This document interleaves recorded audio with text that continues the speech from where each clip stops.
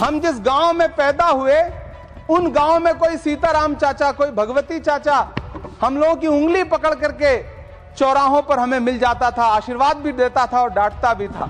लेकिन मौजूदा स्थिति यह हो गई है कि गांव में चाय, जो गुड़ की चाय बना करती थी, उसकी चकल्लस में जो चर्चा होती थी, उसमें जब से चाय में चर्चा वाली राजनीति घुसी है, उसने पूरे गांव का माहौल ऐसा कर दिया कि आप अब एक दूसरे से प्रेम से बैठ के बात भी नहीं कर सकते। तो सड़कें ऐसी हैं कि उन पे चलने वाले वाहन, शायद अस्पताल तक महिलाएं पहुंच भी नहीं पाती हैं, उनका प्रसव रास्ते में ही हो जाता है। किसान शहीद हुए, कीमत तो बहुत बढ़ गई शहरों में धान की, लेकिन विदा न हो सकी बेटी किसान की। मौका मिला तो लोगों ने कुर्सी के वास्ते तस्वीर ही बिगाड़ दी हिंदुस्तान की। मैं रूरल डेवलपमेंट पर अपनी बात रखने के लिए खड़ा हुआ हूं। कोई खुशबू न कोई फूल न कोई रौनक, उस पे कांटों की जहालत नहीं देखी जाती। हमने खोली थी इसी बाग में अपनी आंखें, हमसे इस बाग की हालत नहीं देखी जाती।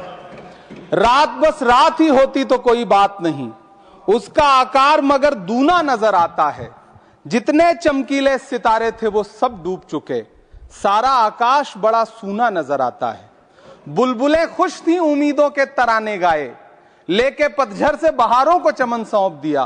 अब तो मासूम गुलाबों की ये घायल खुशबू शीश धुनती है कि खारों को चमन सौंप दिया। तुमने क्या काम किया उनके अभावों के लिए, जिनकी मेहनत से तुम्हें तख्त मिला, ताज मिला। उनके सपनों के जनाजों में तो शामिल होते, जिनके चुप रहने की वजह से तुम्हें राज मिला। उदय प्रताप जी ने बहुत शानदार ये कविता कही है कि कवि की आवाज बगावत पे उतर आई है, दल के दलदल से हमें कोई सरोकार नहीं। तुमने इस देश की तस्वीर बिगाड़ी ऐसे, जैसे इस देश की मिट्टी से तुम्हें प्यार नहीं।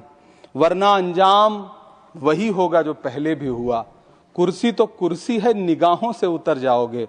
मौत आनी है जब आएगी तुम्हारी खातिर, मौत से पहले बहुत पहले ही मर जाओगे। सभापति महोदय, गांव की परिकल्पना में प्यार था, अपनापन था, भाईचारा था। कभी महात्मा गांधी ने जब गांव का सपना बुना तो मुझे लगता है उसमें वो मोहब्बत थी कि गांव में अगर किसी बिटिया की शादी होती थी तो पूरा गांव अपने संसाधन लेकर के, कोई चारपाई लेकर के, कोई गुड़ लेकर के, कोई प्रेम लेकर के खड़ा हुआ करता था। लेकिन पिछले 2014 के बाद से गांव में जो नफरत बो करके विकास किया गया है वो अद्भुत और अकल्पनीय है। हालत यह है, हम जिस गांव में पैदा हुए उन गांव में कोई सीताराम चाचा, कोई भगवती चाचा हम लोगों की उंगली पकड़ करके चौराहों पर हमें मिल जाता था, आशीर्वाद भी देता था और डांटता भी था। लेकिन मौजूदा स्थिति यह हो गई है कि गांव में चाय, जो गुड़ की चाय बना करती थी, उसकी चकल्लस में जो चर्चा होती थी, उसमें जब से चाय में चर्चा वाली राजनीति घुसी है, उसने पूरे गांव का माहौल ऐसा कर दिया कि आप अब एक दूसरे से प्रेम से बैठ के बात भी नहीं कर सकते। मैं, माननीय मंत्री जी यहां पर मौजूद हैं, रूरल डेवलपमेंट के मंत्रालय के बजट पर चर्चा हो रही है। चाहे मनरेगा हो, चाहे किसान हो, सारा इससे जुड़ा वर्ग परेशान है। मजदूरों की स्थिति ऐसी है कि आप मनरेगा को प्रोत्साहित करने के बजाय मनरेगा को समाप्त करने की कोशिशों में लगे हुए। सच बात यह है कि राज्यों पर भार डाल करके आप मनरेगा खत्म कर देना चाहते हैं और उसके लिए आपने नाम लिया है कि आप उसका नाम बदल करके बीग्राम जी करके उसके पीछे आप इसको छुपा लेंगे। गांव में सड़कों की स्थिति खस्ता हाल है, चाहे उत्तर प्रदेश हो, चाहे मध्य प्रदेश हो, चाहे गुजरात हो, चाहे राजस्थान हो। गांव में सड़कों की स्थिति ऐसी है कि किसी गर्भवती महिला को अगर अस्पताल ले जाना हो तो सड़कें ऐसी हैं कि उन पे चलने वाले वाहन, शायद अस्पताल तक महिलाएं पहुंच भी नहीं पाती हैं, उनका प्रसव रास्ते में ही हो जाता है।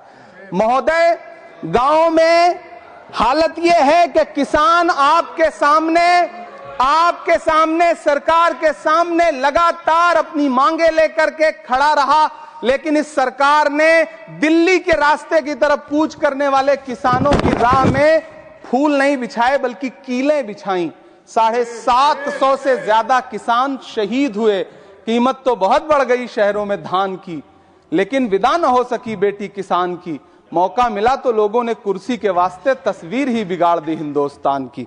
सभापति महोदय, इस सरकार में बातें तो बड़ी बड़ी रही।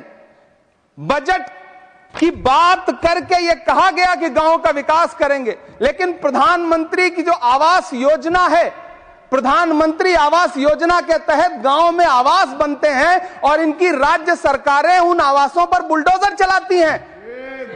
ऐसे कई मामले अलग अलग राज्यों में देश के सामने हैं। आप कहेंगे तो मैं पटल पर रख दूंगा, अभी हां पटल पर रख दूंगा, ऑथेंटिकेट कर दूंगा। महोदय, जब पीएम आवास योजना के तहत बनने वाले घरों पर बुलडोजर चलेंगे तो आप गांव के कौन से विकास की परिकल्पना कर रहे हैं?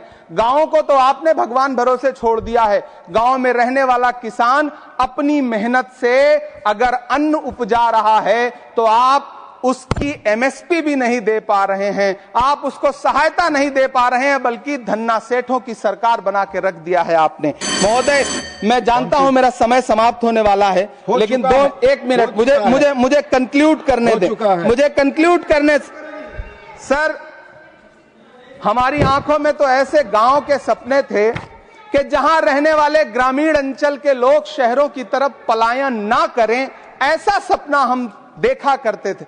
लेकिन गांव में डेवलपमेंट के नाम पे इस सरकार ने मूलभूत सुविधाओं से भी गांव को वंचित रखा हुआ है, जिसकी वजह से गांव पलायन करके शहर की तरफ भाग रहे हैं और गांव के गांव खाली होते जा रहे हैं।